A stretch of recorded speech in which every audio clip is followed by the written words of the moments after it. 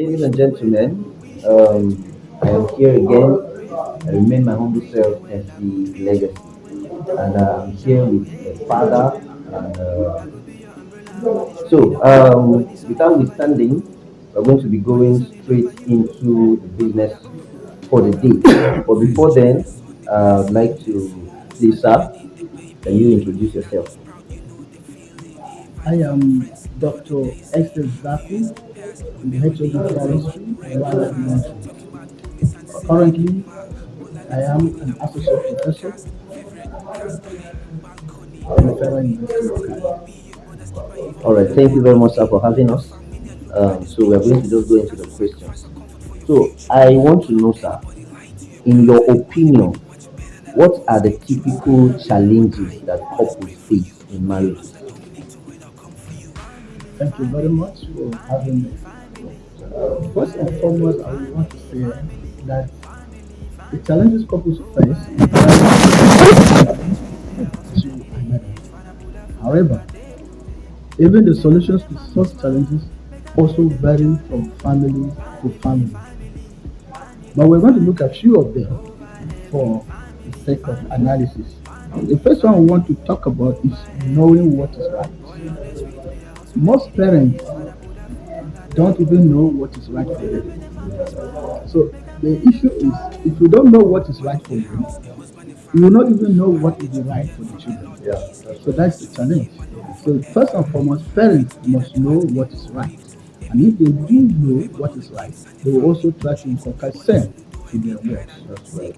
Secondly, there is the problem of communication gap between the parents themselves and the children. You see, the father wants to pass an information, the information is being misunderstood by either the children or the mother to the children. This is also a challenge. So knowing how to communicate in the family is also key. So where that understanding is not there, it becomes a challenge.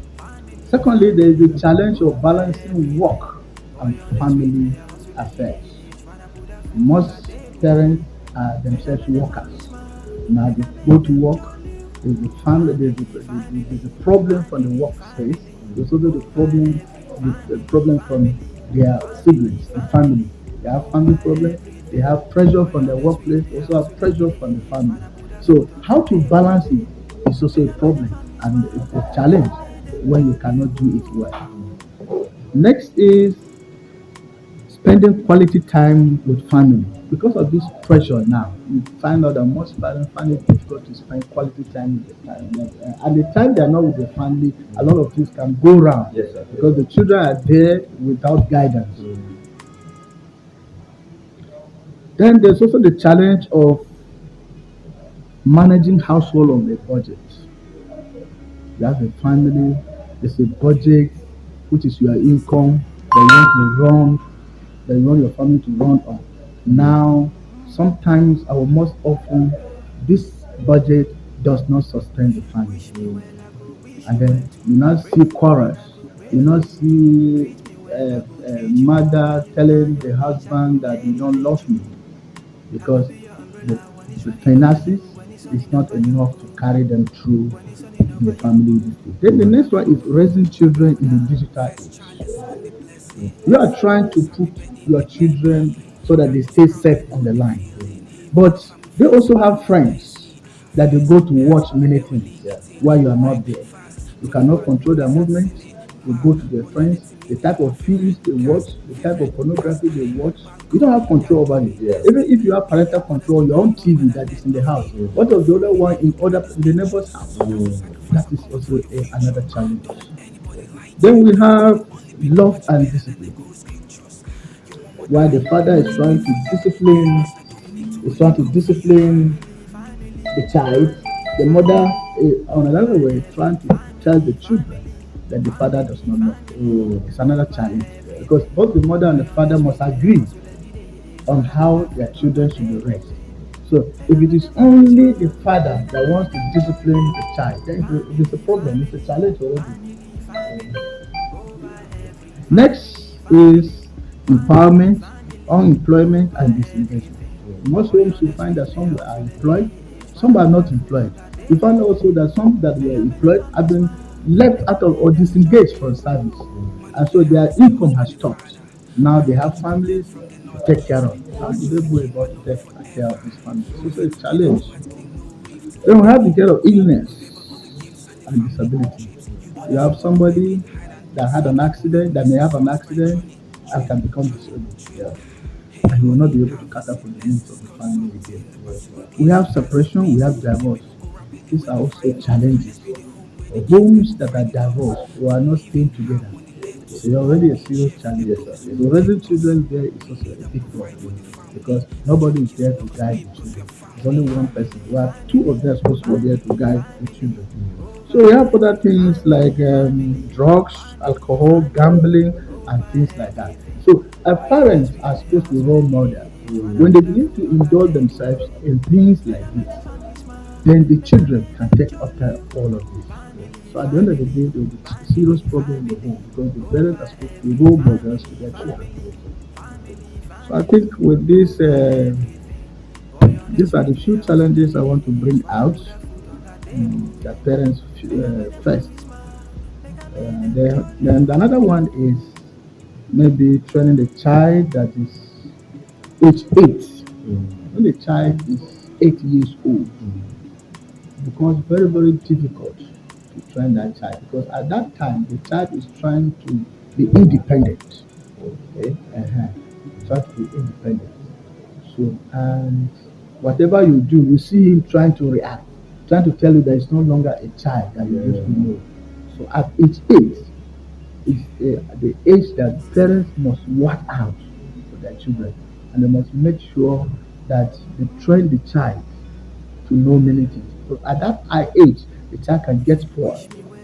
The child can either be a good child or it can be a bad child. For girls, it's even worse when they are 13 or 14 years.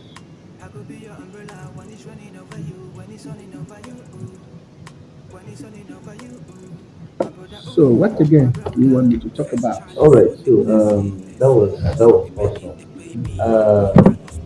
You said something about discipline, and I have experienced it that in most families, when a child misbehaves and it is only the mother that is around, she tells the child not to worry that the father is going to come back.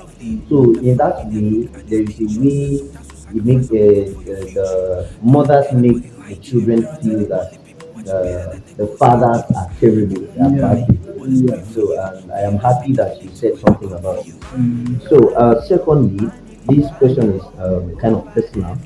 So, but what uh, how does your family typically handle marital conflict? So, well, I want to limit it to myself. So I'm speaking to myself. Yeah. When you talk about marital conflicts, they vary and there are many. So I don't know the one you are particular about, but generally conflict is conflict. Yeah. And it emanates when the other party does not understand, when there's a communication gap, when what you're doing is not very well known to the other person. And sometimes rumors can be a source of the conflict. But first and foremost, I want to say conflict is conflict, and it might when two people disagree Yeah. on a particular thing. Now, this disagreement can be settled depending on the people that are involved. But in any case, it requires communication, good communication. It requires you telling the other party what he does not know. It involves being truthful, having developed trust. You know, trust is built over time. So it's not something that somebody you can just say, trust me now. No, it's built over time. Now, if there is a conflict in a family, marital conflict, for instance, let me start an instance. Let's say a woman saw me standing with a lady. The first thing she does now is to call my wife. And your husband is on it again. I saw him with so lady. Now, In my capacity as a lecturer, she does not know whether the person is a student, whether the person is a mother of a student who wants to find out some information about the child. But see, but the person has gone out to tell my wife and seen me with another woman. So for a very careless woman, will be waiting for me, counting and waiting for me to come home. And as soon as I arrive home, the woman will begin to make trouble. So I said that is wrong because the woman should find time. Maybe the work of the money, she find my husband. Somebody told me so I hope it's well. You give your opponent the time to express yourself. Even fair hearing is very cheap than just making a mud out of nothing, than just trying to make trouble out of nothing. So most troubles, most things that we call conflict are just misunderstandings that could ordinarily be tackled if the other party was given fair hearing. But in our community, that is not being done. In fact, we find out there are a lot of separation and divorce over time. So that is just by the way. But I say conflict, no matter the nature, no matter the type, if the other party is given fair hearing, they can resolve the issue amicably. So for my side, anytime there is a misunderstanding between me and my wife, call her, try to explain to her. And if there are things I don't understand, I also ask her for explanation. Thank you very All much. right, that's wonderful. All right, going further, I'd like to know, does your family have any traditions or rituals that help strengthen communication and connection?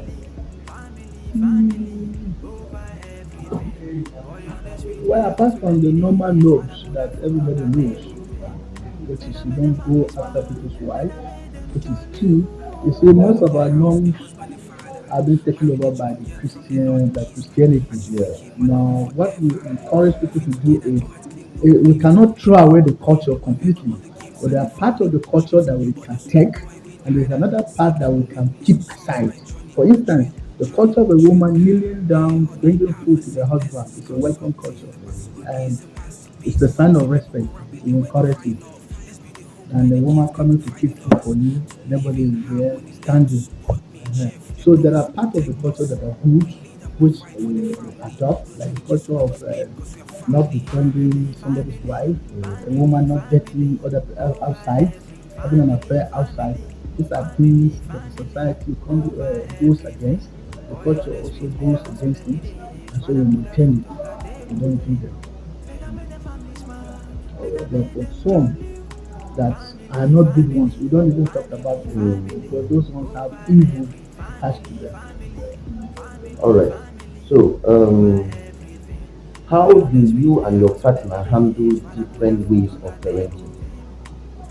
So maybe I will take you back to we have a psychologist that talked about parenting.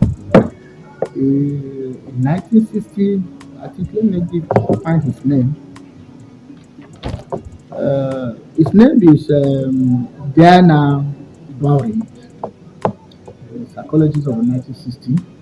He came out with three parental methods. To him, there are three styles of parenting. The first one he called it authoritarian. The second one he called it authoritative. The third one he called it permissive. And then other people came on again, like Eleanor McCoby and John Martins in 1980, to add the fourth one, which they call neglectful. So in all, these psychologists have mentioned that when you come up with four styles of parenting. The first one is authoritarian, the second one is authoritative. Now the difference between the two is that in the authoritarian, the person gives authority and does not explain. He does not listen to complain. But in the authoritative, room is created for the person to know why he is being punished. But in the first one, punishment is issued out to the child without the child knowing what he does. And no room is given for explanation to the child. But in the permissive, the child is allowed to do, is permitted to do whatever he wants. You understand? Mm. The child, the parent can say, okay, this and this, do anyone you feel like doing. So the child is living with options. But in the neglectful, the parent allows the child to do whatever he doesn't care. Doesn't care. Doesn't care. But to us, like I said, there is no one way of parenting. There is no best way that one can say this is the best way to parent a child. Yeah. Like I said, the way, the method, the style you want to use in your house, if it is being used by another parent, it will not work. Yes, sir. So the grace of God is there. Mm. You need to pray for your child. I think the first thing is that you must be prayerful.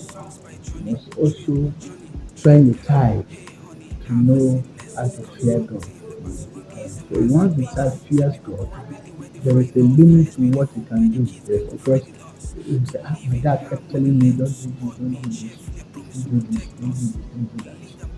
So you have, as a parent too, you need to, that is knowing what is right now. Yes, sir. Yes, That sir. takes us to my first point. The Mm. parent must first of all know what is right. Yes, sir. Because it is what is right that you want to inculcate in your child. Mm. So if you don't know what is right, what are you going to inculcate in your child? So knowing what is right and then telling the child to do what is right and following up to know whether the child is also doing what is right. All right. So the very last question I'm going to be asking, and then we round up, is, you mentioned it earlier as part of the challenges that are encountered in families. So, and we all know that it is very difficult. It is not easy to raise children well. So, what is the key to it? That I want to say, first and foremost, you must know the right thing because children do they imitate their parents. Yes, sir. So parents are like teachers, students imitate them. So every child wants to take after his father. So one has to be very careful in what he does.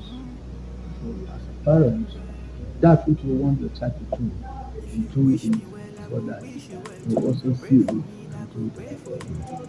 Secondly, you must know what is right because that is what you want them to do and that is what they will do. So if you don't know what is right, what will you inculcate in them? Secondly, you must have a good standing with your God. Have a fear of God because um, children are gifts from God. It is what you ask God to give you. God will give you. God will not give you stones when you ask for money. He will give you that which you ask. Yes. If you ask for good children, which most parents ask for, they will give you good children. But if you don't ask, you can have anyhow children. That is why, as a parent, newly wedded couple, you ask God to give you the type of children you want. And God will definitely give you the kind of children you want. Children that will give you peace, children that will look after you when you are old. Parents must also know that training the child is also training yourself. Because when the chips are down, it is this same child that takes after you. So when you don't take good care of your child, that will be in the capacity, in the position to help you, you are also not helping yourself. So if you train your child well, you also train your child because the child is like your pension. It's that when you are down, when you are old, it's your pension. It's your pension. It's where you get your bed, it's where you get your money, it's where you get your treatment, it's where you get your food. So the child, training the child is key. It should be taken seriously by all parents. Some parents say, my father did not sponsor me. So it's not an obligation for me to sponsor my child. Your parents did not sponsor you. That is why you cannot offer much to them. But if you sponsor your child, you train them well, you expect more from them. They have the capacity to take good care of you at your own age. You see, most parents begging. Some are even stealing because they refuse to train their children when they have the opportunity to do so. Today, they have children, but the children do not help. So I think what is key is that one has to be prayerful, one has to be a hustler, one has to be serious, one has to let the child know. Good communication in the home is key. Let the child sit with your family down, tell them what is good, tell them what is bad. Talk to them about sex. Don't hide it. They should know that yes, there's sex, but there's an age, there's a time, there's a season when it should be done. They will begin to hide some things that our parents have been hiding for us. There are things the child learns on his own that is not being taught. And sex is one of them. Nobody teaches anybody how to have sex, but the child ends up having sex. So whether you like it or not, so is it not better you try and you teach the child? So you don't hide anything that they tell them the danger that is inherent in it. And if you do it, this is the repercussion. These are the advantages, these are the disadvantages. So the options are left for the child to select. So I think for good parenting, the parents must be serious. It is God. Parents must be good in communication. Parents must know what is right. Parents must love the children. You must love your child. You must struggle to put food on the table. Some parents left their family, they don't feed them, they don't do anything. See, if you leave your family like that, the chances are that you lose your respect. So make sure that you are in charge, always in charge of the house. Because the Bible says, if you cannot feed your family, what can an enemy do to them? Yes, sir. So, first and foremost, as a man of the house, you must be in the position to feed the entire family. That is why that explains why most men die. You see plenty women leaving behind because we have to hustle, because we have to bring food to the table, because of our ego, we want to earn that respect. So finally, I want to say there's no one right way to parent.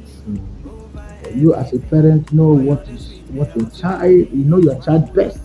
So trust your instincts and do what you feel is right for you and your family.